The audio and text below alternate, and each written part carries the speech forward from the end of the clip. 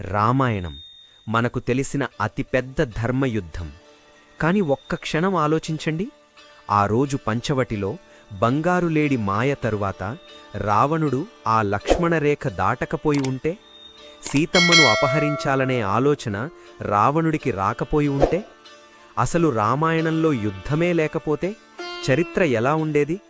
ఆ ఊహే చాలా ఆశ్చర్యంగా ఉంది కదూ. అదే జరిగితే మన రామాయణం ఎలా మారుతుందో ఇప్పుడు చూద్దాం. మొదటిగా అత్యంత సంతోషకరమైన విషయమేంటంటే సీతమ్మ కన్నీళ్లు. రావణుడు అపహరించకపోతే ఆ తల్లిపడ్డ క్షోభ, లంకలో అనుభవించిన నరకం ఏదీ ఉండేది కాదు. రామ, లక్ష్మణ, సీతలు తమ 14 వనవాసాన్ని ఒక ఆధ్యాత్మిక యాత్రలా ప్రశాంతంగా పూర్తి చేసుకుని అయోధ్యకు తిరిగి వచ్చేవారు. యుద్ధం లేదు కాబట్టి ఆ తరువాత జరిగే అగ్నిపరీక్ష అవసరం వచ్చేది కాదు. సీతమ్మపై లోక నింద వచ్చేది కాదు. రాముడు ఆమెను అడవులకు పంపే విషాదకరమైన ఉత్తర రామాయణం అసలు ఉండేదే కాదు. సీతారాములు చివరి వరకు ఆనందంగా ఉండేవారు. కాని ఇక్కడే ఒక పెద్ద వెలితి ఉంది. అదే హనుమంతుడు. సీతను వెతుక్కుంటూ రాముడు వెళ్ళకపోతే ఆయన కిష్కింధ వైపు అడుగుపెట్టేవాడు కాదు. సుగ్రీవుడితో మైత్రి, వానర సైన్యంతో బంధం ఏర్పడేది కాదు. అంటే చరిత్రలో నిలిచిపోయిన రామ హనుమ కలయిక జరిగి ఉండేది కాదు.